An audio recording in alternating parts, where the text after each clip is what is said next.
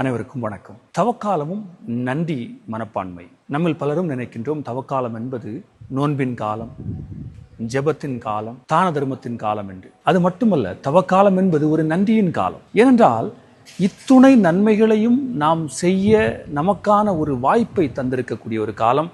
இந்த ஜெப வேளைகளிலே கடவுள் நமக்கு செய்த அனைத்து விதமான நன்மைகளையும் நாம் எண்ணி பார்த்து நன்றியோடு மகிழ்ச்சி அடையக்கூடிய ஒரு காலமும் தவக்காலம்தான். கடவுளுக்கும் நமக்குமான இந்த உறவில் நாம் மகிழ்ந்திருக்கக்கூடிய ஒரு காலமாக இதை நாம் பார்க்கின்றோம். விவிலியத்தை பொறுத்தமட்டில் நன்றி என்பது ஒரு சாதாரண செயல் மட்டுமல்ல, மாறாக நன்றி என்பது நம்முடைய விசுவாசத்தின் வெளிப்பாடு. யாரெல்லாம் கடவுளை நம்பிக்கை வைத்திருக்கின்றாரோ அவர் நன்றி செலுத்தக்கூடிய மனிதராக இருக்கின்றார். விவிலியத்தை பொறுத்தமட்டில் நன்றி என்பது ஒரு உணர்ச்சி மட்டுமல்ல, அது நம்பிக்கையின் வெளிப்பாடு, பணிவின் அடையாளம், ஆன்மீக முதிர்ச்சியின் சான்று என்று தெளிவாக சொல்லப்படுகிறது. விவிலியத்தை பொறுத்தமட்டில் நன்றி செலுத்துபவன் என்பவன் நம்பிக்கையை வெளிப்படுத்துகிறான். சூழ்நிலையை அவன் காரணம் காட்டி இது இப்படி இருந்ததால் நான் அதை கொடுக்க இயலவில்லை என்று கூற மாட்டான். மாறாக எந்த சூழலாக இருந்தாலும் கடவுளை நம்பி அவன் நன்றி செலுத்துகின்றான், கொடுக்கின்றான். பழைய ஏற்பாட்டை பார்க்கும் பொழுது திருப்பாடல்கள் அத்தனையுமே நன்றியின் ஜெபங்களாகத்தான் நாம் பார்க்கின்றோம். நமது சூழ்நிலையை பார்த்து நன்றி சொல்வதல்ல, மாறாக கடவுள் நமக்கு செய்த நன்மைகளுக்காக நாம் நன்றி செலுத்துவதுதான் பழைய ஏற்பாட்டில் நாம் பார்க்கின்ற ஒன்று. திருப்பாடல்கள் நன்றியை நான் பலியாக செலுத்துவேன் என்று கூறுவதிலிருந்து நமக்கு தெரிகிறது, நன்றி என்பது ஆண்டவருடைய பீடத்தில் வைக்கின்ற ஒரு அர்ப்பணம். இயேசுவினுடைய வாழ்க்கையில் நாம் நன்றியை இன்னும் ஒருபடி மேல் சென்று பார்க்க முடியும். அதிசயத்திற்கு முன்பாக நன்றி.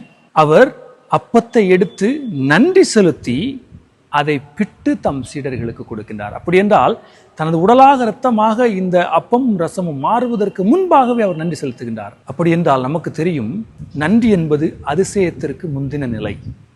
யாரெல்லாம் அதிசயத்தை எதிர்பார்க்கின்றீர்களோ நீங்கள் அது கிடைத்ததாக எண்ணி நன்றி செலுத்த அழைக்கப்படுகின்றீர்கள். ஆண்டவர் இயேசு அழகாக சொல்லுவார், நீங்கள் ஒன்றுக்காக வேண்டும் பொழுது அது கிடைத்ததாக நீங்கள் நன்றி செலுத்துங்கள் என்று சொல்லுவார். பவுலடிகளார் இன்னும் அழகாக சொல்லுவார், எல்லா சூழலிலும் நன்றி செலுத்துங்கள். அது இன்பமாக இருந்தாலும் துன்பமாக இருந்தாலும் கடவுள் உங்களோடு இருக்கிறார் என்ற நம்பிக்கையில் எல்லா சூழலிலும் நீங்கள் நன்றி சொல்ல அழைக்கப்படுகின்றீர்கள்.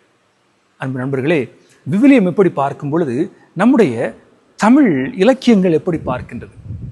திருவள்ளுவர் அழகாக சொல்வார், என் நன்றி கொன்றார்க்கும் உய்வுண்டாம் உய்வில்லை செய் நன்றி கொன்ற மகற்கு. அதாவது ஒருவன் செய்த நன்மையை நாம் மறந்து விட்டோம் என்றால், அவனுக்கு நன்றி செலுத்த நாம் மறந்து விட்டோம் என்றால் நமக்கு விடிவு இல்லை, மீட்பு இல்லை என்று அவர் கூறுகிறார். சங்க இலக்கியங்களை பொறுத்தமட்டில் நன்றி என்பது உயிரை விட சிறந்தது. ஒருவன் யாருக்கெல்லாம் நன்றி சொல்ல கடமைப்பட்டிருக்கின்றான் என்றால், தாய்க்கு, நண்பனுக்கு, அரசனுக்கு நன்றி சொல்ல கடமைப்பட்டிருக்கின்றான் என்று சங்க இலக்கியங்கள் நமக்கு எடுத்துரைக்கிறது. சிலப்பதிகாரம் அழகாக சொல்லுகிறது, நன்றி என்பது உயிரின் கடன். ஒருவர் நமக்கு செய்த ஒரு நன்மை என்பது நமது உயிருக்கு செய்த ஒரு நன்மை. அப்படி என்றால் சிலப்பதிகாரத்தின்படி ஒவ்வொருவனும் தனது உயிரின் கடமையாக எண்ணி நன்றி செலுத்த அழைக்கப்படுகிறான். நண்பர்களே, நன்றி மனப்பான்மையுடைய உளவியல் மற்றும் மனநலம் சார்ந்த நன்மைகளை நாம் பட்டியலிட்டால் இன்னும் நாம் அதிசயித்து போவோம். அதன்படி நன்றி உணர்வு மிக்க மனிதர்கள் மகிழ்ச்சியான மனிதர்களாக இருக்கின்றார்கள். மேலும் நன்றி உணர்வுள்ள மனிதர்கள் வாழ்வில் திருப்தி அடைந்த மனிதர்களாக இருக்கின்றார்கள். ஏனென்றால் இவர்கள் என்னிடம் என்ன இல்லை என்பதை பார்ப்பதை தவிர்த்து என்னிடம் என்னென்ன இருக்கின்றது என்பதை பார்க்கின்றார்கள். இதனால் இவர்களுக்கு ஒரு நேர்மறையான சிந்தனை இயல்பிலேயே அதிகமாக வருகிறது என்று ஆய்வுகள் நமக்கு அறிவிக்கின்றன.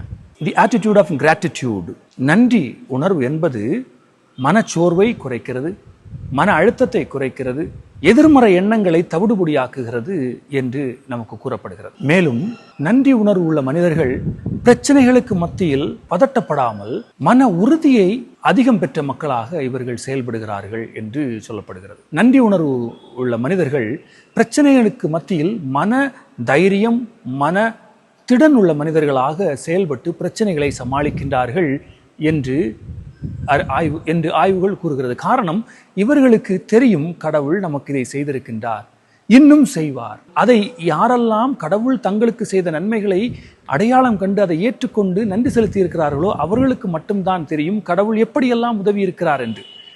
மற்றவர்களுக்கு இது தெரிவதில்லை. பிரச்சனைகள் வந்தவுடன் தோண்டு போய்விடுகிறார்கள். நன்றி உணர்வு மிக்க மக்கள் அப்படி அல்ல. பிரச்சனைகள் வரும் பொழுது அவர்களுக்கு தெரியும் கடவுள் நம்மோடு பயணிக்கின்றார், அவர் நம்மை வழி நடத்துவார் என்று. இந்த நன்றி மனநிலையினால் நம் உறவுகளில், சமூகத்தில் மாற்றம் ஏற்படுகிறது, உறவுகள் வலுப்படுகிறது.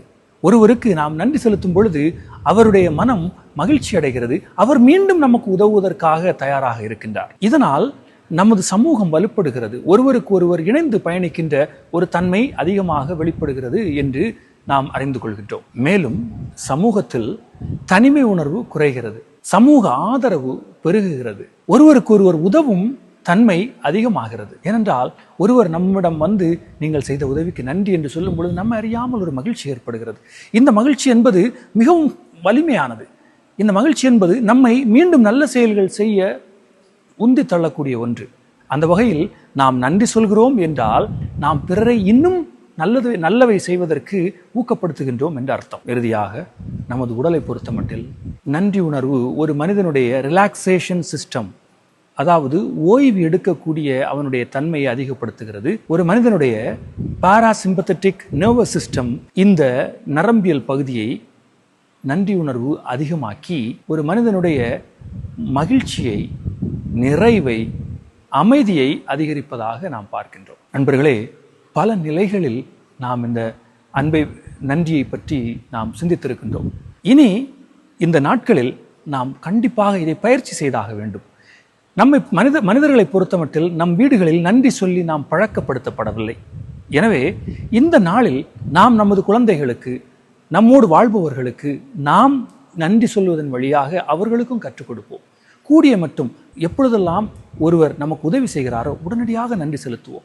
ஒருவேளை அவர்களுக்கு நன்றி சொல்ல நாம் மறந்திருந்தால் அவர்களை இனி பார்க்கும் பொழுது அந்த உதவிக்காக நன்றி, குறிப்பாக நாம் மறந்திருந்த ஒரு விஷயத்தை அவரை பார்க்கும் பொழுது அன்னைக்கு நீங்கள் இதை உதவி செஞ்சீங்களே ரொம்ப நன்றி என்று சொல்லும் பொழுது மன வேதனை, மன அழுத்தத்தில் இருக்கக்கூடிய ஒரு மனிதர் கூட நீங்கள் இதை சொல்லும் பொழுது மகிழ்ச்சி அடைவார். காரணம், ஐயோ ஏதோ ஒரு நல்லது நான் செஞ்சிருக்கிறேன் அப்படி என்று அவர் தன்னைத்தானே சுயம் மதிப்பை உயர்த்தி கொள்வதற்கு இது உதவியாக இருக்கின்றது. எனவே இந்த தவக்காலத்தில் நாம் நன்றி சொல்லக்கூடிய இந்த பண்பை ஒரு தவமாக ஏற்று, ஒரு அறமாக ஏற்று நாம் தொடர்ந்து இந்த நாட்களில் அதிகம் நன்றி செலுத்துவோம். கடவுளுக்கும் பிறருக்கும் நம்மோடு வாழ்பவர்களுக்கும் நன்றி சொல்லும் இந்த பண்பை அதிகமாக்கி நாம் மகிழ்ச்சியான ஒரு தவக்காலத்தை அனுபவிப்போம். ஆமென்.